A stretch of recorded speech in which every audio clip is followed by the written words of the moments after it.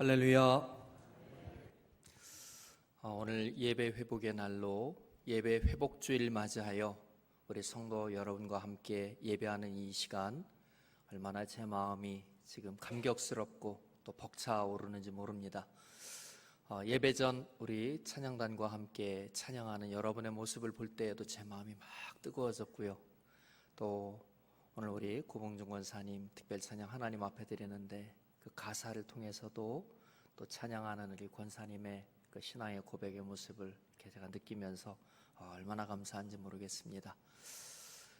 우리 너무 크게 하지는 말고 하나님 앞에 우리 영광을 돌리는 박수 한번 했으면 좋겠습니다.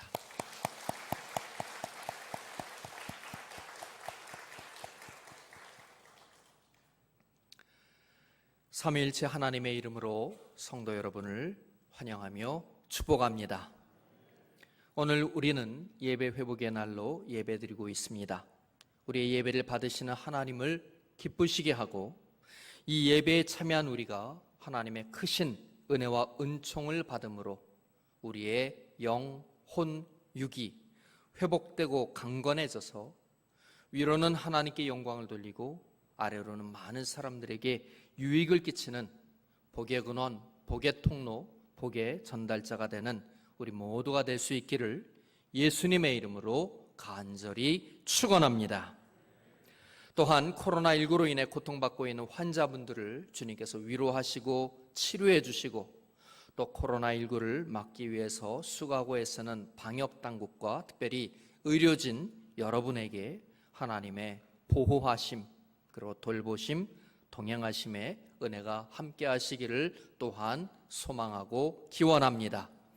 하나님께서 우리들의 이 안타까운 모습을 하나님이 잘 지켜보고 계시기 때문에 우리가 하나님 앞에 기도할 때 하나님께서 또한 응답해 주실 것을 믿고 우리가 하나님 앞에 코로나19의 종식과 이와 같은 전 세계적인 어려움이 일어나지 않도록 기도할 때 우리의 기도를 응답해 주시는 그러한 특별한 은혜가 우리 모두에게 전 세계 위에 함께 하시기를 예수 그리스도의 이름으로 간절히 축원합니다. 오늘 성경 본문은 갈릴리 해변을 지나가시는 주님의 모습으로 시작되고 있습니다. 갈릴리라고 하는 이 지역은 본래 유대인들에게 이방인의 땅으로 여겨지는 그런 곳이었습니다. 우리가 이 갈릴리가 유대인들에게 어떤 의미로 다가오는지를 이해하는데 도움이 될 만한 예가 있습니다. 여러분, 우리나라에 차이나타운이라는 게 있어요. 아십니까? 네, 인천에 가면은 차이나타운, 중국 분들이 따로 모여서 사는 곳이 있죠. 그런가 하면 외국에서 살고 있는 교포들이 우리나라 사람들이 함께 모여서 코리아타운을 이루면서 살고 있는 곳도 있어요. 여러분 아시죠? 그러니까 이스라엘 땅 안에 갈릴리가 서울, 대구, 부산 혹은 강원도 같으면 저기 원주, 홍천, 인제 이런 지역 지방의 하나가 아니라 유대인들에게는 갈릴리 그러면 차이나타운, 코리아타운 그런 느낌인 거예요. 그러니까 이방인들이 살아가는 곳, 특별히 이 이방인들은 율법을 모르거나 혹은 율법을 갖고 있지 않거나 그러니까 율법대로 살지 않는 거지요. 그러니까 정통 유대인들의 입장에서 볼 때는 율법 없는 죄인들이 사는 곳이에요. 그러다 보니까 유대인이라 할지라도 갈릴리 땅에서 살아가는 사람들은 같이 좀 표현이 그렇습니다만은 도매금으로 죄인으로 여겨지는 경우도 많이 있었던 겁니다. 실질적으로 정통 유대인들이 살아가는 그 사회 속에서 적응하기 어려운 상황에 있는 사람들이 갈릴리로 도망가가지고 살아가는 그런 경우들도 많이 있었다고 하니 갈릴리라고 하는 곳은 어떤 면에서 보면 유대인들에게는 별로 달갑지 않은 지역이고 또 그 갈릴리에서 사는 사람들이라고 하는 것은 유대인들의 입장에서 볼 때는 좀 아래로 낮춰보는 그런 사람들이 바로 갈릴리에 사는 사람들이요 갈릴리라고 하는 지역의 특징이었던 것입니다. 그런데 놀랍게도 예수님은 공생의 초반에 바로 이 갈릴리에서 예수님이 제자들을 부르시는 것을 볼 수 있습니다. 그런데 가만히 생각을 해보면, 아니 왜 예수님이 다른 지역에서 공생애를 시작하거나 다른 지역에서 제자를 부르지 않고 이런 갈릴리, 차이나타운, 코리아타운 같이 그렇게 정통 유대인들에게는 배척당하는 그런 동네에서 공생애를 시작하셨을까 하는 것을 가만히 생각을 해보면, 이것은 어떤 면에서 보면 오히려 필연적인 일이다 하는 것을 알 수가 있습니다. 여러분, 하나님께서 하나님의 아들이신 독생자를 이 세상에 왜 보내셨겠습니까? 이 세상을 살아가는 많은 사람들이 잘못된 가치관, 잘못된 생각, 잘못된 마음, 잘못된 견인력들에 끌려다니는 삶을 살아가다가 결국은 지옥을 향해 내리닫고있는 거 아닙니까? 그런 사람들을 구원하기 위해서 하나님이 독생자 예수님을 세상에 보내셨으니 이스라엘 땅 안에서 팔레스타인 지역에서 가장 그런 곳을 꼽으라면 거기가 어디겠어요? 거기가 바로 갈릴리였다는 것입니다. 그래서 예수님이 갈릴리에서 공생애를 시작한 것은 우연한 일이 아니라 하나님의 뜻이었다고 하는 것을 알 수가 있는 것입니다. 예수님은 그 갈릴리에서 공생의 초반을 보내시며 제자들을 부르셨습니다. 예수님은 갈릴리 사람들을 향해 이렇게 말씀하십니다. 나를 따라오라. 나를 따라오라. 갈릴리 사람들에게 예수님은 낯선 사람입니다. 그런데 그 예수님이 갈릴리 사람들에게 가가지고 나를 따라오라 그렇게 말씀하시는 거예요. 2000년 전 팔레스타인 땅, 이스라엘 땅 갈릴리에서 나를 따르라 하신 예수님의 이 부르심은 영적으로 볼 때 갈릴리와 같은 이 세상을 살아가고 있는, 갈릴리와 같은 이 세상을 살아가고 있는 오늘날의 우리에게도 똑같이 적용될 수 있는 것입니다. 우리 주변에 보면 우리의 생각을, 우리의 마음을, 우리의 판단을, 우리의 결정을, 우리의 의지를 나에게 동의도 구하지 않고 억지로, 강제로 혹은 나를 속여서라도 끌고 가려고 하는 일들이 얼마나 많이 일어나고 있습니까?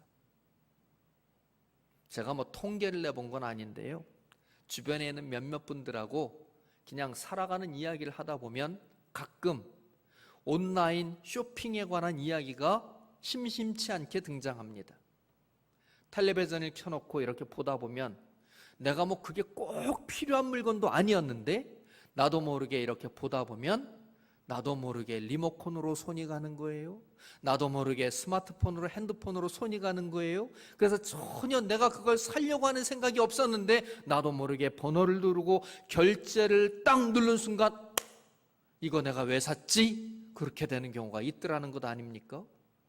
나도 모르게 내 생각을 끌고 가는 무엇인가가 있습니다. 나도 모르게 내 마음을 끌고 가는 무엇인가가 있고, 나도 모르게 나의 판단과 결정과 의지 자체를 끌고 가는 것들이 얼마나 많이 있는지 모릅니다. 그런데 그렇게 그런 것들에게 내 마음을 내주고 생각을 내주고 내 판단을 내주고 나의 삶을 좌지우지할 수 있는 결정권을 맡기고 끌려가는 삶을 살아도 되겠느냐 하는 것입니다. 그렇게 살아도 됩니까? 그렇게 사는 거 괜찮습니까? 아니잖아요. 그러면 안 되잖아요. 그렇게 해서는 안 되는 것이잖아요. 한 예를 들면 같은 민족적 DNA를 갖고 있지만 서로 다른 이념과 다른 사상을 따랐던 한반도의 남과 북은 오늘날 전혀 다른 삶을 살고 있는 것을 보게 됩니다. 우리가 어떤 생각을 따르고 어떤 가르침을 따르며 어떤 이념과 어떤 사상을 따르고 어떤 말, 어떤 여론, 어떤 기준, 어떤 시책을 따르느냐 하는 것에 따라서 우리의 존재와 삶이 확연히 다른 삶이 되고 마는 것입니다. 그래서 예수님은 오늘날 이 시간 이 자리에서 우리를 향하여 똑같이 말씀하시는 겁니다. 나를 따라오라. 여러분, 영의 귀를 여시고 이 시간 우리를 향해서 나를 따라오라 하시는 주님의 음성을 들으실 수 있기를 주의 이름으로 축원합니다. 우리의 영적인 마음의 문이 열려서 나를 따라오라 하시는 이 주님을 우리가 만나는 은혜가 이 시간 이 자리에 함께 하시길 주의 이름으로 축원합니다. 예수님께서 나를 따라오라 하시는 이 말씀은 헬라 원어로 살펴보게 되면 우리말로 번역하기에는 나를 따라오라 이렇게 번역되어 있습니다마는 여러분, 성경이 처음부터 한글로 쓰여진 게 아닙니다. 성경은 번역의 과정을 거쳐서 지금 우리가 읽고 이해할 수 있도록 한글로 번역이 된 거예요. 그러니까 성경을 처음에 기록했던 그 본래 기록한 언어 헬라어로 보게 되면 이 말씀은, 나를 따라오라 하는 이 말씀은 내 뒤로 오라, 내 뒤로 오라, 오라, 와서 내 뒤에 있으라, 이리 와서 내 뒤에 붙어라 하는 그런 뜻이라는 걸 알 수 있어요. 그냥 예수님은 멀찍이 가고 나는 예수님이 가물가물하게 쫓아가는 그런 것이 따라가는 게 아니에요. 베드로가 예수님을 3번이나 부인하고 끌려가는 그 예수님을 3번이나 부인하게 된 이유가 무엇입니까? 가까이 따라붙었으면 그렇게 안 했을 텐데 멀리 쫓아가다가 그렇게 된 것 아니겠습니까? 예수님은 그렇게 따라오라는 게 아니라 바짝 따라오라는 거예요.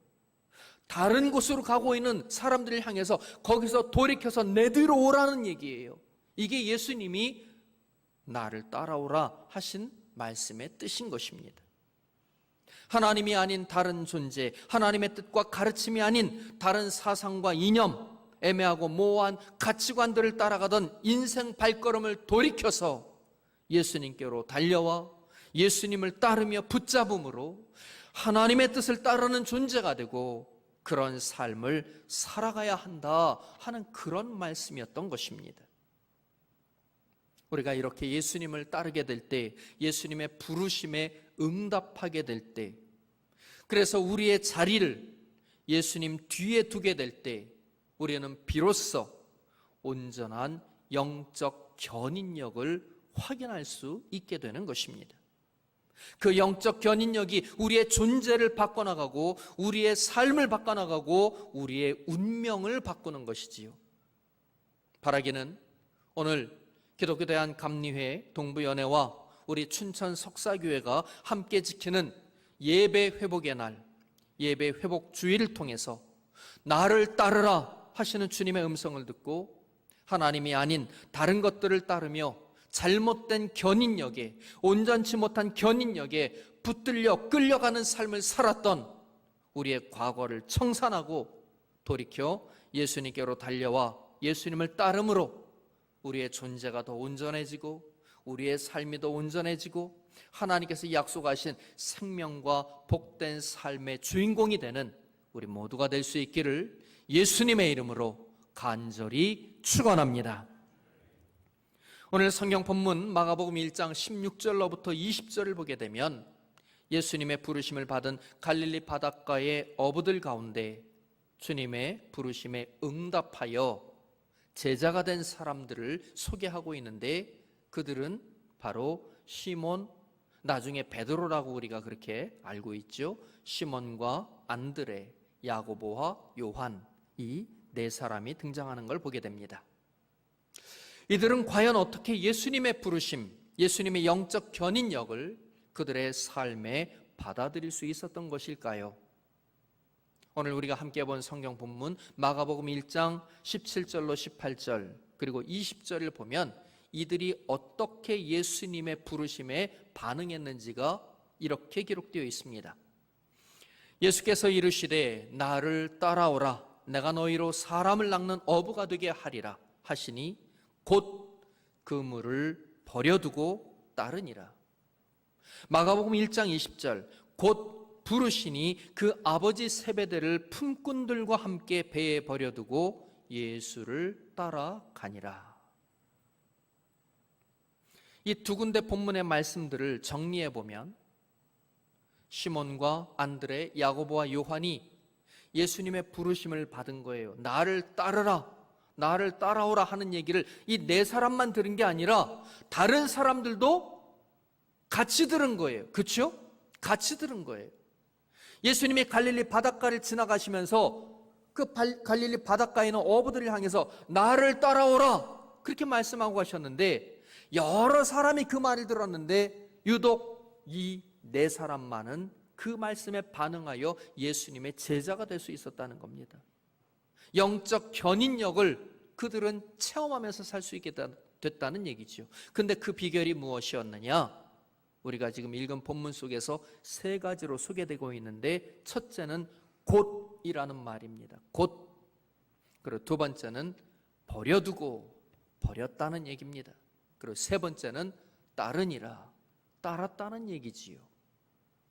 이 세 가지가 시몬과 안드레, 야고보와 요한이 그 많은 사람들 가운데 함께 나를 따르라 하는 말을 들었던, 예수님의 말씀을 들었던 많은 사람들 가운데 예수님의 제자가 되고 예수님을 통해서 주어지는 영적 견인력을 자신들의 삶에 적용한 사람들이 될 수 있었던 비결이었다는 겁니다. 이 세 가지, 곧, 버려두고, 따르니라.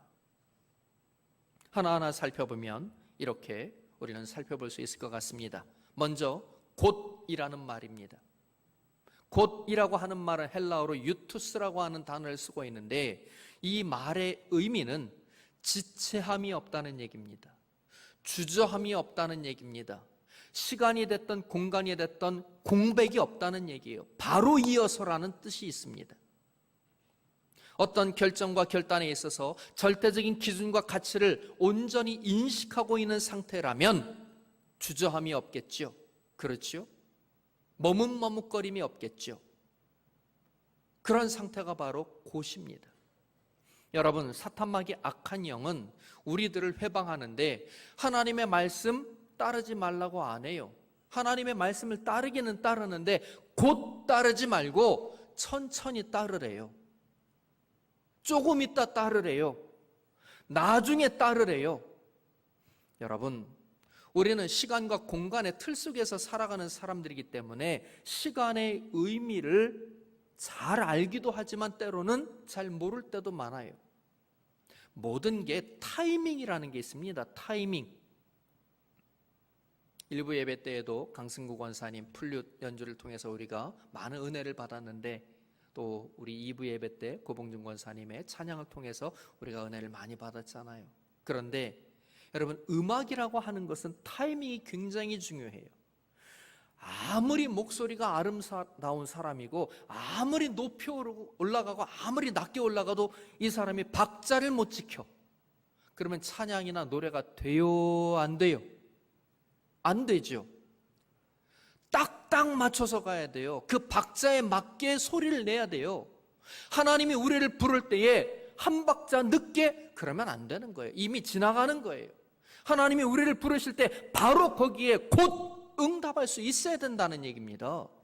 근데 사탄마귀는 한 박자, 아니 반 박자, 아니 반의 반 박자 조금 있다 반응하라는 거지요. 여기에 속으면 안 되는 거예요. 여기에 속으면 영적 견인력이 끊어져 버리는 거예요.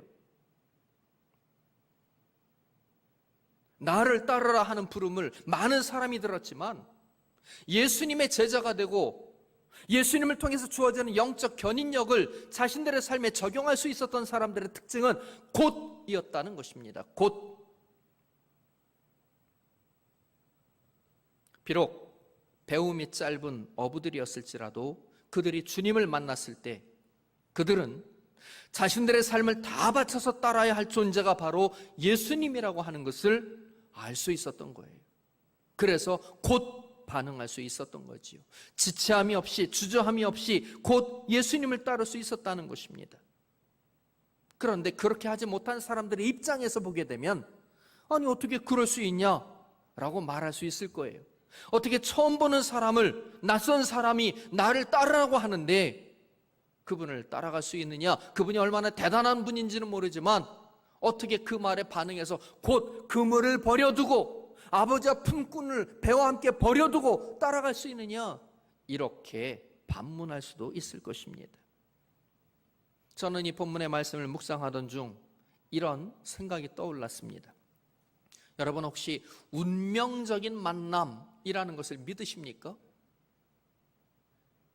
우리가 어쩌면 운명적인 만남이 있었음에도 불구하고 그 순간에 깨닫지는 못한다 할지라도 우리들이 살아온 삶을 돌이켜보면 운명적인 만남이 있구나 하는 것을 인정할 수 있잖아요.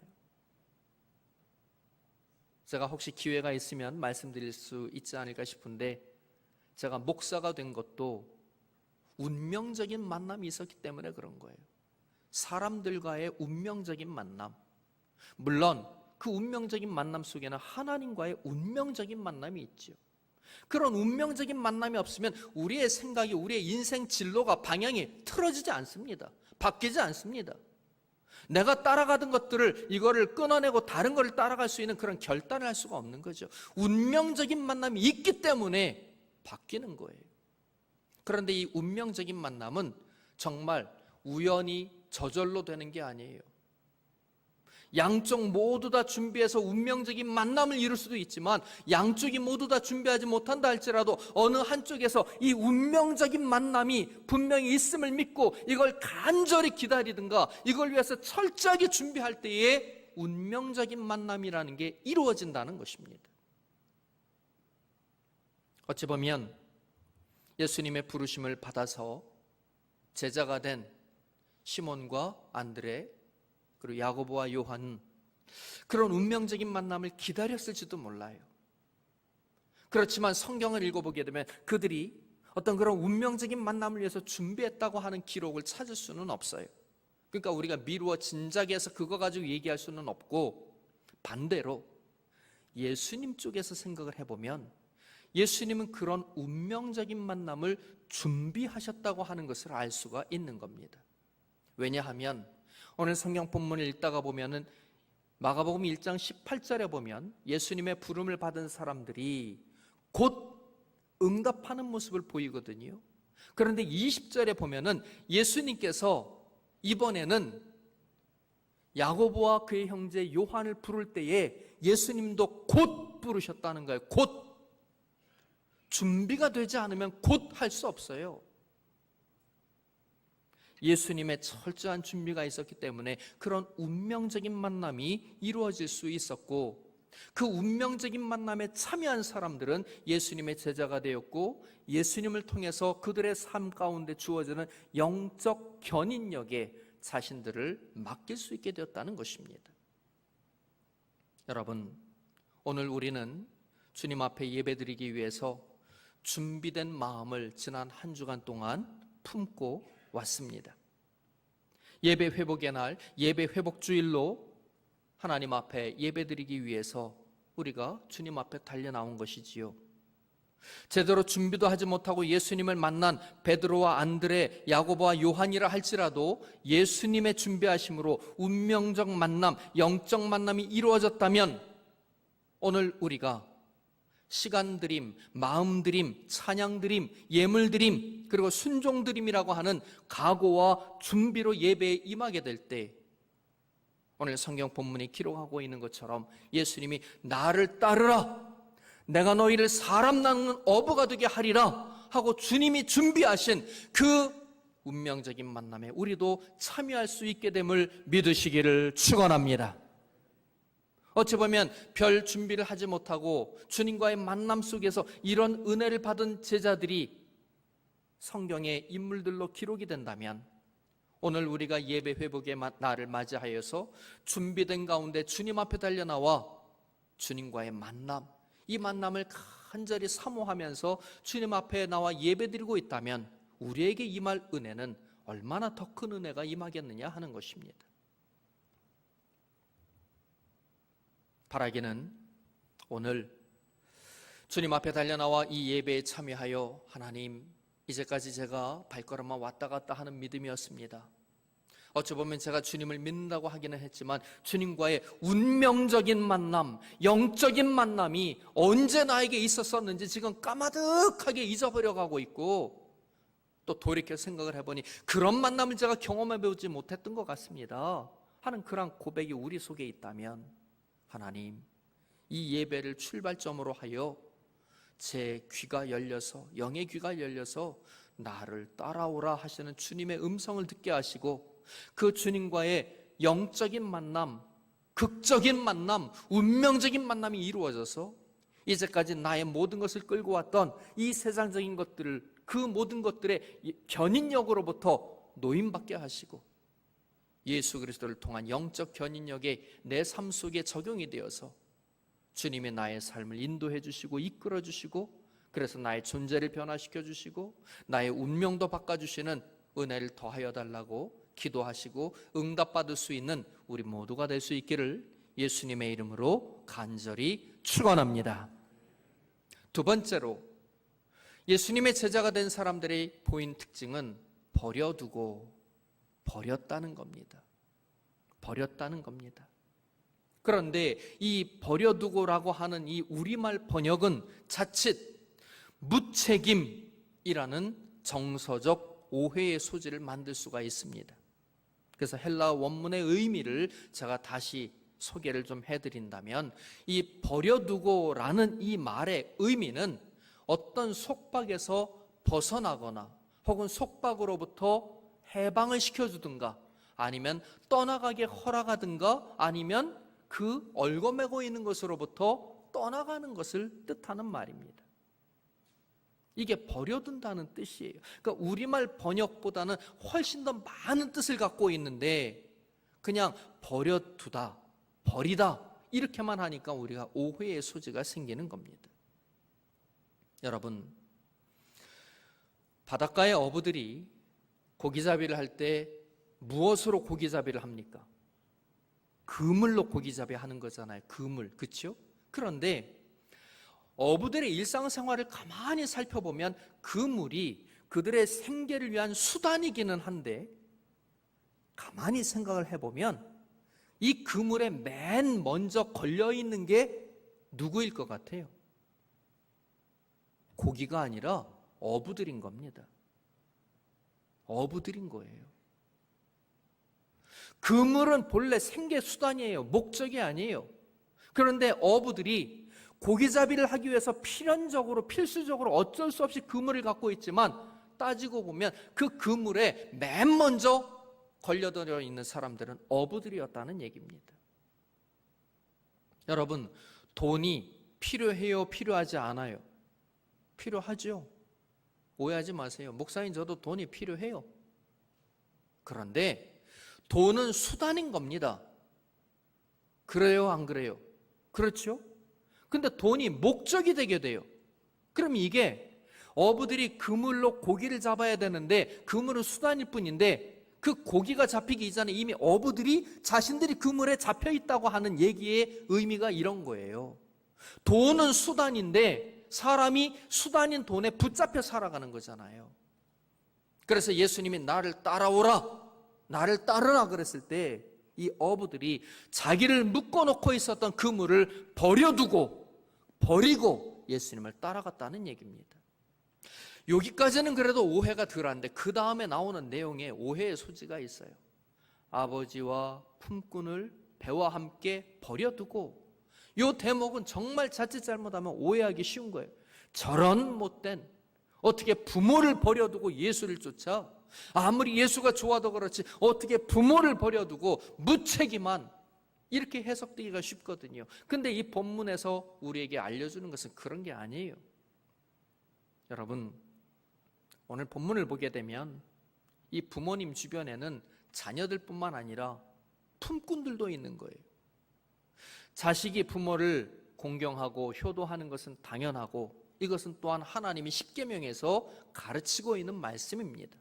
그런데 지금 본문에 등장하는 이 자녀들은 성숙한 나이가 돼서 독립해야 될 때가 되었지만 독립하지 못하고 부모 밑에서 부모를 공경하고 효를 하는 게 아니라 부모의 어떠한, 좀 표현이 그렇습니다마는 부모에게 빌붙어서 살아가고 있는, 아직 미성숙하여 독립하지 못한 상태를 보여주고 있는 겁니다. 그러니까 예수님이 나를 따르라 하는 말씀이 나왔을 때 제자가 된 이들은 바로 그 미성숙한 상태에서 벗어나기 위해서 부모님을 그 자리에 두고 떠나게 됐다는 얘기입니다. 여러분, 이 예수님이 제자를 부르시는 이 장면은 하나님께서 아브라함을 부르시는 모습과 거의 똑같습니다. 하나님께서 아브라함에게 뭐라고 말씀하십니까? 너는 내가 너에게 명할 곳으로 가라. 이 말은 하나님을 따르라는 얘기예요. 그러니까 아브라함이 어떻게 나가는 거예요? 자기 본토, 친척, 아버지의 땅을, 그 자기가 익숙하고 이제까지 기반을 형성했던 그 모든 것을 다 두고 따랐다라고 기록하고 있는 겁니다. 그렇습니다. 우리가 주님을 따라가려면요, 내려놔야 하는 것들이 있습니다. 주님을 따르려면 마땅히 버려야 하는 것들이 있는 겁니다. 그물이라고 하는 육적 견인력, 아버지로 대표되는 기존 가치관의 혼적 견인력을 내가 내려놓을 때, 포기할 때 우리는 예수님이라고 하는 영적 견인력을 받아들일 수가 있는 것입니다. 우리는 평소에 우리 자신의 눈에 보기 좋은 대로 모든 것을 다 내게 머물러 있게 하려고 얼마나 안간힘을 쓰면서 살아가고 있습니까? 그런데 주님 앞에 나아갈 때는 이런 것들을 내려놓을 수 있어야 된다는 거예요. 버릴 수 있어야 된다는 거예요. 여러분, 예수 믿는 일이 믿지 않았던 때, 모태신앙은 잘 모르시겠습니다만은 중간에 예수님을 믿게 된 그러한 그러한 일들을 생각을 해보게 되면, 저도 중간에 예수님을 믿은 사람인데요, 예수님 믿고 나니까 되게 바빠지는 거예요. 그렇죠? 예수 안 믿을 때에는, 교회 안 다닐 때에는 주일날 그냥 늦잠을 자도 부모님도 뭐라고 얘기 안 하셔요. 일요일이니까, 일요일. 옛날에 또 공일이라고 그랬죠. 공일. 예, 공일, 공휴일. 그러니까 뭐라고 안 하는데, 교회를 가니까, 예수님을 믿으니까 이게 바쁜 거예요. 남들 다 자는 시간에 일어나서 교회 가야 되는 거예요. 남들 노는 시간에 교회 가야 되는 거예요. 남들 친구 만나서 차 마시고 얘기하고 교제하는 시간에 교회 가야 되는 거예요. 그러니까 세상과 단절하기 전에는 이러한 어떠한 삶도 어느 정도 유지를 하면서 믿음 생활까지 하려니까 어떻게 해야지 믿음 생활할 수 있는 거예요? 부지런하지 않으면 믿음 생활 못하는 거예요. 바지런하지 않으면 믿음 생활 못하는 거예요. 우리가 믿음 생활을 열심히 제대로 하려면 게으름을 버려야 되는 거예요. 실체는 게으름인데 미화돼서는 뭐라고 표현합니까? 여가, 이렇게 표현해야 되는 거예요. 이 여가를 포기할 줄 알아야 돼요. 그래야지 하나님과의 만남에 시간을 많이 갖고 하나님과의 만남을 깊게 할 수 있는 거예요. 그런가 하면 하나님 앞에 우리가 달려나올 때 은혜를 받다 보면 어느 선이 있잖아요. 여기서 조금만 더 가면 내가 은혜 받겠구나. 여자분들은요, 확 그냥 하나님에게 맡겨가지고 은혜를 확 받는데, 남자분들은 거기서 사실은 좀 머뭇거리는 분들이 많아요. 내가 이거 은혜를 받게 되면 저기 누구 보니까, 그때 기도회 때 보니까 울고불고 눈물 콧물 흘리고 그냥 막 주야 이러는데, 얼핏 보니까 이거 완전히 미친 것 같아 보이는데 나도 그렇게 되면 어떡하지? 이래가지고 이제 그 순간에 막 고민을 하는 거예요. 은혜 받을까 말까. 내가 이렇게 점잖은데, 내가 이렇게 탁 타이 메고 내가 양복 입고 탁 나가면 사람들이 선생님 그러고 인사하는데, 내가 이런 체면을 예수 믿고 구기면 어떻게 해가지고 고민이 되는 거지요. 근데 그거 버려야지만이 은혜 받을 수 있는 거예요. 부흥회 때 강사님들이 맨날 하시는 말씀이 뭐예요? 남자들 점잖게 폼 잡고 앉아서 팔짱 끼고 부흥 강사가 잘하나 보자 못하나 보자 이러지 말고 그냥 다 내려놓고 우아하게 벗어제끼고 막 박수치고 막 해야지 은혜 받는다고 그러잖아요. 그렇죠? 체면 버려야지 은혜 받을 수 있다는 거죠. 우리가 예수님을 만나려면, 은혜 받으려면, 영적 견인력을 내 삶 속에 적용하려면 버려야 하는 것들이 얼마나 많은지 몰라요. 은혜 받았어요. 하나님의 뜻이 뭔지를 깨달았어요. 그런데 그 말씀대로, 그 뜻대로, 믿음대로 살아가려고 하면 가장 큰 걸림돌이 뭡니까? 환경이 아니에요. 조건이 아니에요. 바로 내가 걸림돌인 거예요. 이제까지 살아왔던 나의 가치관, 내가 알고 있는 지식, 학식, 내가 가지고 있는 내 나름대로의 경험이 나에게 가르쳐 준 것들, 이런 것들을 계속 고집하고 있으니까 하나님의 뜻대로 못 사는 겁니다. 이거 내려놔야지만이 순종할 수 있는 거거든요. 버리지 않으면 영적 견인력을 받아들일 수 없는 거예요. 버려야지만이 드림도 가능한 겁니다. 우리가 지금 예배 회복의 날을 맞이하여 주님 앞에 예배드리면서 이 주제가 드림이거든요. 예배는 드림입니다. 그래서 우리가 하나님 앞에 시간을 드리자고 그랬는데 시간을 드리려면 게으름을 버려야 되는 거예요. 그렇죠? 우리가 하나님 앞에 마음을 드리자고 그랬는데 마음을 드리려면 우리의 생각이 다른 걸로 끌려가고 있고 우리의 마음이 다른 걸로 차 있는데 이런 것들을 다 비워내야 되는 거예요. 그래야지 마음을 드릴 수 있는 거예요. 끼어진 마음, 조각난 마음 요만큼 한 구덩이만 드리는 건 드리는 거 아니잖아요.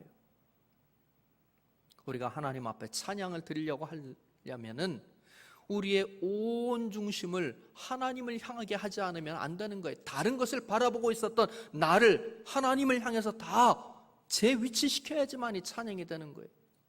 주님에게 예물 드리려고 한다면 우리가 욕심을 버려야 돼요. 욕심 버리지 않으면 예물 드릴 수가 없는 거예요. 우리가 하나님 앞에 순종을 드리려고 한다면 이 순종 드림이라고 하는 것은 조금 전에 말씀드린 것처럼 내 생각, 내 가치관, 내가 알고 있는 지식과 학식과 경험 이런 것들 버리지 않으면 순종 드림이 불가능한 것이지요.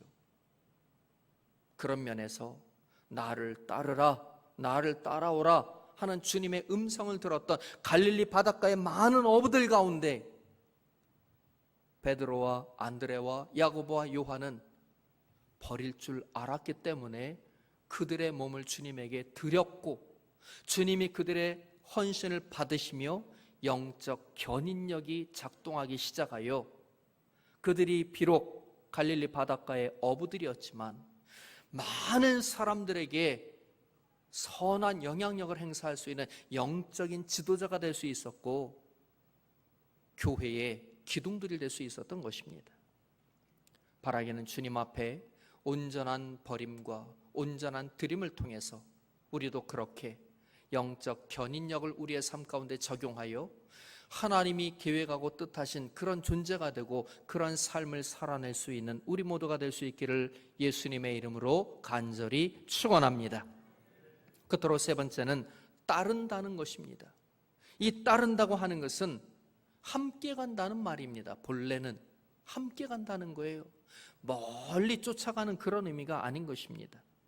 따른다고 하는 이 말은 헬라어로 아콜류테오라는 말을 쓰고 있는데 이 말은 본래 함께 가다, 동행하다, 순응하다. 그래서 그 결과 자신이 따르는 것에 의해 자기 자신의 실체가 무엇인지 확인되는 것을 말하는 것입니다. 여러분 여쭤보겠습니다. 도둑을 따르는 사람은 어떤 사람입니까? 제가 어디 가서 물어보니까 저는 전혀 기대를 안 했었는데 생각을 못 했는데 경찰이요. 경찰이 도둑을 따를 수 있어요. 근데 그럴 때는 따른다고 안 하고 쫓는다고 그러는 겁니다. 그렇죠? 도둑을 잡기 위해서 쫓는 거예요. 따른다는 얘기는 자기 의지가 있는 거예요. 그 사람처럼 되고 싶을 때 따르는 거예요. 그러니까 도둑을 따르는 사람, 도둑과 동행하는 사람은 그 역시 뭐예요? 도둑인 거예요. 내가 누구와 동행하느냐, 누구를 따르느냐, 내가 무엇과 동행하느냐, 내가 무엇을 따르느냐에 따라서 나의 존재가 결정되는 겁니다. 이게 따른다는 말이 갖고 있는 뜻인 것입니다. 일전에 제가 저녁에 설교할 때 한번 말씀드린 기억이 있습니다만은 수도거성이라는 말이 있습니다. 수도거성, 한자어입니다. 여러분 한번 같이 한번 해볼까요? 수도거성. 네, 이 수도거성이라는 말은 물 숫자에 이를 도란 거, 이룰 성이라는 한자입니다. 물이 흐르면 자연히 도랑이 생긴다는 얘기지요.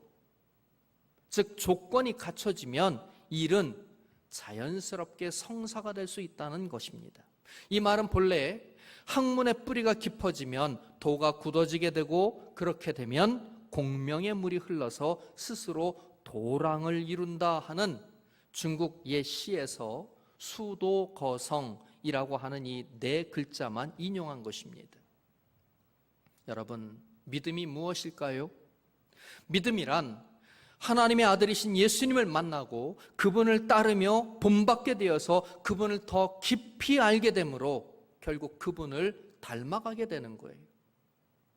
영적 견인력을 내 삶 속에 받아들여서 내 생각이 아닌 하나님의 생각이 나에게 들어오게 하고, 내 마음이 아닌 주님의 마음이 내 안에 흐르게 하고, 내 입에서 나오는 말이 내 말이 아니라 하나님의 언어가 되게 해가면서 나의 삶을 바꾸고 결국 나의 운명이 틀어지는 것, 나의 운명이 바뀌는 것, 이게 바로 믿음 생활인 겁니다.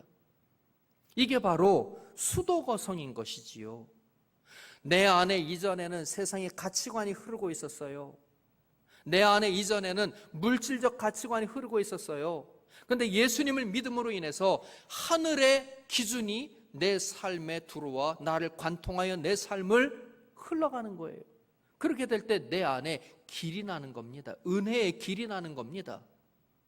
그러면서 나의 운명이 바뀌는 거죠. 그래서 저는 이것을 영적 수도 거성이다 라고 표현을 해보는 것입니다.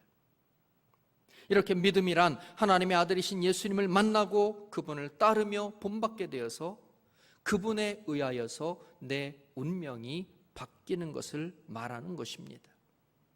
제 아무리 훌륭한 인물이라 할지라도 태어날 때부터 타의 추종을 불허할 정도의 재능을 갖고 있는 사람이라 할지라도 자연 상태의 인간, 즉 하나님을 알지 못하는 인생, 삼위일체 하나님과 아무 관계가 없는 인간은 결국 죄와 사망의 권세 아래에서 신음하는 삶을 살다가 지옥 가게 되는 겁니다.